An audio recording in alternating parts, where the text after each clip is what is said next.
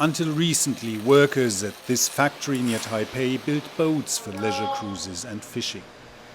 But new owners have added a deadly model to the product line, their drone manufacturer Thunder Tiger, and they're using the plant to produce a water surface drone Sea Shark capable of attacking military vessels. If there's really a war or a conflict, the one sea drone can maybe sink billions of dollars of destroyers. Chinese ships like this are increasingly seen in the waters around Taiwan. Chinese Navy drills. Warnings of an outright attack on the island have multiplied, pushing Taiwan to turn to smart ways to take on the much bigger Chinese Navy.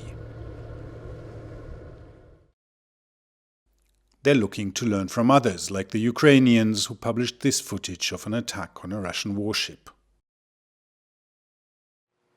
Sea drones have proven very effective in Ukraine against Russia's Black Sea Fleet, and since then the interest in this kind of vessel has risen worldwide. Taiwan, being an island, is of course very interested in developing this kind of autonomous sea vessels.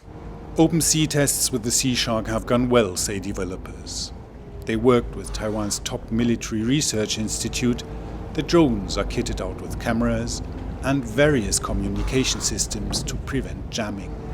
In the case of war, they could be used for intelligence gathering or driven directly into a vessel in an attack. Sea drones are just part of the Taiwanese government's push to develop its capacities. And yet, China dominates the world market for drones and drone parts. Buying from them is not an option.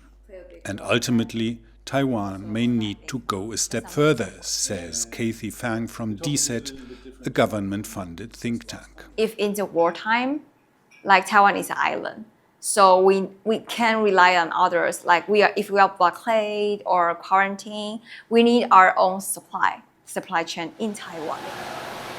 Having a totally homegrown drone is not yet possible.